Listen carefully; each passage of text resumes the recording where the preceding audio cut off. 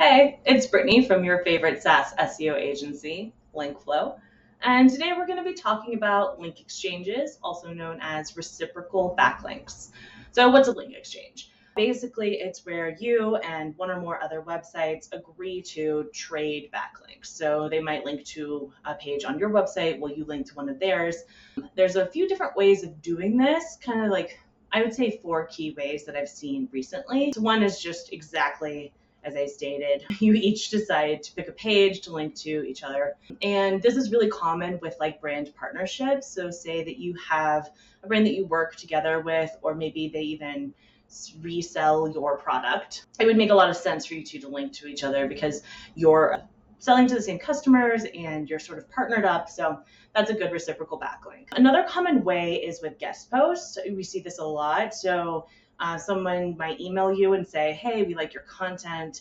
If you can check out our website and say you like ours, we'll write a post for you that links to us, and you can write a piece of content and put on our website that links to you. That's a pretty common thing to do as well. I'm also seeing a lot recently with like podcasts. So if you run a podcast and invite someone on, it makes sense to link to their website because like they're a guest on your show, you want to like give them representation, and vice versa. They probably are going to say, hey, check out, I was a guest on this podcast, here's a link to their website to view it, etc.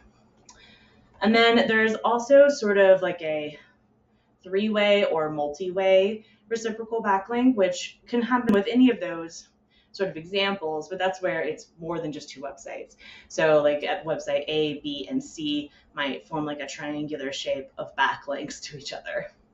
Reciprocal backlinking is a really common way of gaining backlinks, especially now with like the difficulty of gaining natural backlinks. That just doesn't happen as much as it used to, I would say, unless you're making really specific content that is linkable, like research. Original research is one of the biggest things. There's only one thing to really consider when you're thinking about a reciprocal backlink strategy, and that's to make sure you don't get excessive. So it's actually in Google's like terms and conditions that you can't have excessive link exchanges going on. What really is excessive? Well, that's when you get into things like link farms and PBNs and all those spammy backlink generating tactics that we don't touch here at Linkflow. We're in favor of reciprocal backlinking. It's not something that we use for our clients ourselves. We do a completely different process. So, you're never going to be like targeted for excessive reciprocal backlinks when you work with Linkflow.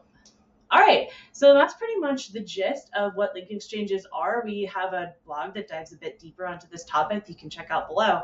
And we'll see you soon. We hope you learned something. Thanks.